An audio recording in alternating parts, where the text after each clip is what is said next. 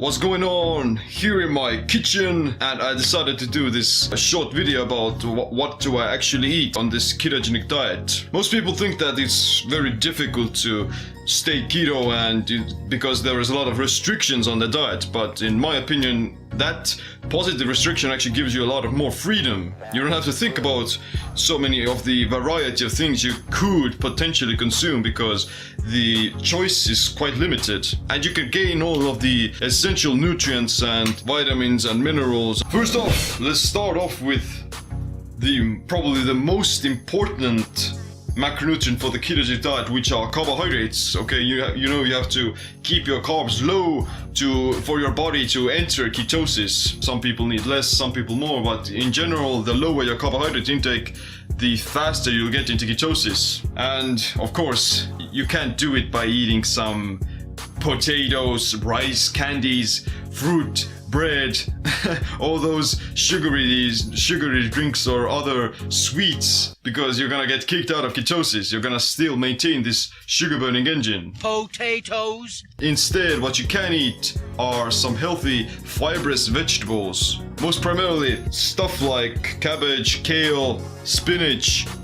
My favorite one is actually this regular green cabbage because it's very nutrient dense in terms of the fiber. It has a lot of vitamins, and it's also a rich source of potassium.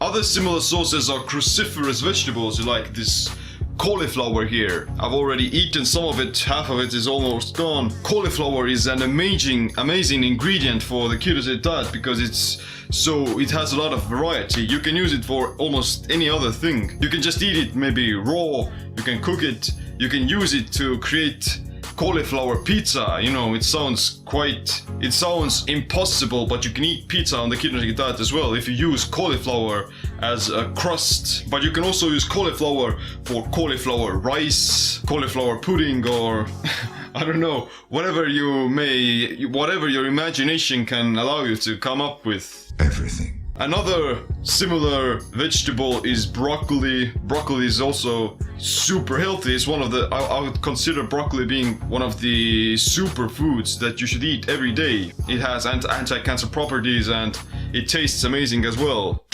That's broccoli. And you can see someone has been eating it as well. Guess who it is? What else? In addition to vegetables, maybe cucumbers if you'd like. Cucumbers, they're not that nutrient dense because basically they're just water and maybe a little bit fiber, but they can be a great addition to some of your salads, some of your other foods, and they taste great as well. Tomato. But the thing with tomatoes and similar vegetables is that they have a lot of lectins. Lectins are these protective proteins inside the plants that are supposed to protect the plants from being eaten. The problem is that if you consume too many lectins, then you may get some gastrointestinal stress and you may suffer some brain fog because of that as well. So I do eat some tomatoes and such, but I don't want to overconsume them either because it's gonna make me feel maybe bloated. It's gonna hinder my thinking. Let's talk about protein now. Protein is an essential macronutrient that you need for survival. You don't need carbs, but you do need protein and you need fat. And my main source of protein on the ketogenic diet are eggs. There are some eggs in this box full of essential amino acids rich in choline, omega-3s, DHA, EPA, which are all very good for your brain, for your cellular metabolism, for maintaining healthy cholesterol levels and all that good stuff. And they also taste amazing. I love eggs. But probably the second best source of protein after eggs is wild-caught oily fish like salmon, mackerel, sardines. They're also rich in omega-3s, DHA and EPA. I didn't want salmon! I said it 4 times! One pro tip that I'm going to share with you today is to cook some fish broth. You might have heard about the bone broth where you cook up all the joints and ligaments of animal bones, but fish broth is next level because you can get all the electrolytes, you can get some sodium in it, but you also get all the omega-3s, which is gonna be very good for your brain. At the moment I have some fish broth cooked up already. And basically what you do is you get the fish heads, you get the fish bones, the fish ribs, all those things that are usually thrown out, that are usually not used that frequently in cuisine, and you put it on a low to medium heat on the stove for a few hours. You add some salt, you have maybe some other spices, and it's gonna taste amazing. But of course, meat is also a great source of protein. Minced meat, some beef or some wild boar. Of course, there's also some bacon and eggs, that's a staple. Bacon. I don't tend to eat that much bacon because I prefer to get my protein from eggs and fish because they're a lot more healthier. You don't want to eat too much meat either because, you know, it may have some negative effects on your health and longevity. And if you talked about fish broth, then one thing people also tend to neglect are organ meats. Stuff like liver, kidneys, heart. Those things are packed with nutrients more so than the flesh. These are some pork hearts. Moving on with the fats that are going to be your main source of energy. Avocado, fattiest fruit in the world. Pumpkin seeds, great for magnesium. Sesame seeds. I also eat some chia seeds for some more omega-3s. So do you want some more nuts? Of course. Some walnuts, some almonds, coconut flakes, some more fish, cold fillet. Delicious. You can do eat some cheese when you're on keto, but I don't want to overdo it either, like with the lectins, because cheese may promote the production of IGF-1, which is like this huge anabolic hormone that's, you know, needed for muscle building and needed for growth.